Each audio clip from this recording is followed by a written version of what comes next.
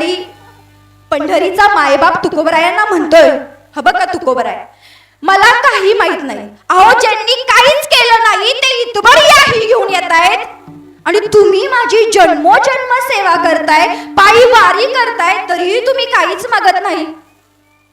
न राहून तुकोबरायांची ही परिस्थिती छत्रपती शिवाजी महाराजांनी बघितली की तुकोबरायांची इतकी वाईट परिस्थिती, तुम्ही गर्व कशाचा करताय महाराज, करोडपती होते, अख्खी सावकार की तुकोबरायांकडे होती, पण बायकोच्या गळ्यातले दागिने सुद्धा त्यांनी घाण ठेवले.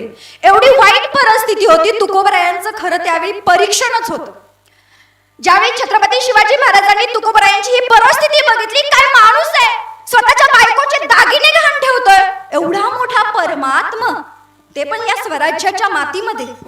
त्यावेळी छत्रपती शिवाजी महाराजांनी आपल्या सरसेनापतींना सांगितलं, जावा आणि तुकोबरायांना मोहरा द्या.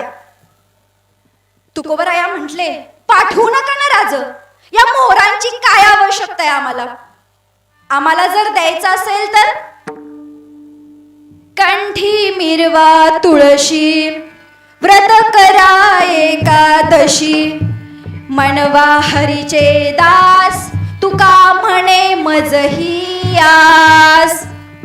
जर आम्हाला काही द्यायचं असेल ना राजे, तर तुम्ही तुमच्या गळ्यात तुळशीची माळ घाला. तुम्ही तुळशीची माळ घातला त्यातच आमचं सगळं आलं महाराज, आम्हाला मोहरांची गरज नाहीये.